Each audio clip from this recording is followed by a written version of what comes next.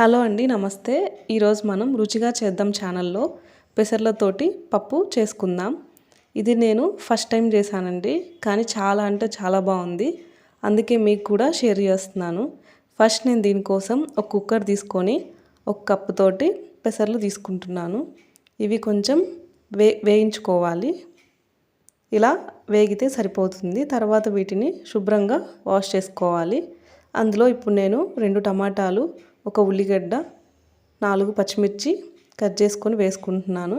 అందులోనే ఫ్లేవర్ కోసం కొంచెం కరివేపాకు, కొంచెం పసుపు, కొంచెం కారం, కొంచెం ఆయిల్ యాడ్ చేసుకుంటున్నాను.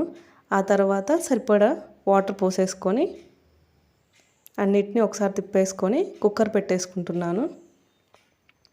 ఈలోపు నేను తాలింపు కోసం ఒక గిన్నె తీసుకొని అందులో తాలింపు గింజలన్నీ వేసేసుకుంటున్నాను.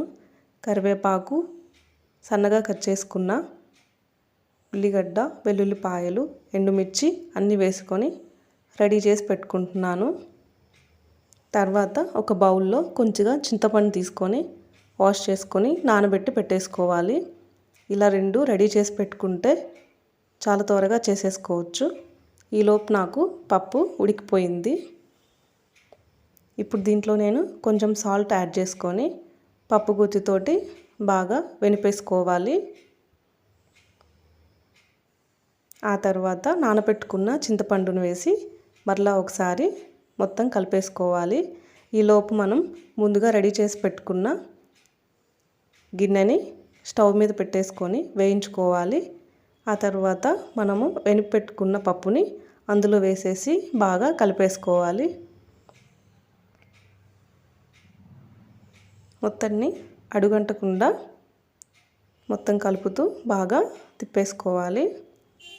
తర్వాత ఒక లిడ్ క్లోజ్ చేసి కాసేపు స్టవ్ మీద అలానే ఉంచాలి. ఆ తర్వాత మధ్య మధ్యలో తిప్పుతూ ఉండాలి. అలా ఒక 5 మినిట్స్ తర్వాత స్టవ్ ఆఫ్ చేసుకోవాలి. అంతే అండి, చాలా సింపుల్గా పెసర్లతోటి పప్పు రెడీ అయిపోతుంది. చూసారు కదా, చాలా బాగుంది. ఇది వేడి వేడి అన్నంలో కొంచెం నెయ్యి వేసుకొని చిప్స్ తోటి ఈ పప్పు తింటే చాలా బాగుంటుంది. ఇంట్లో కందిబ్యాళ్ళు లేవు అనుకున్నప్పుడు పెసర్లతో ఒకసారి ఈ పప్పు చేసి ట్రై చేయండి. చాలా అంటే చాలా రుచిగా ఉంటుంది. ఎలా ఉందో ఒకసారి కామెంట్ చేయండి.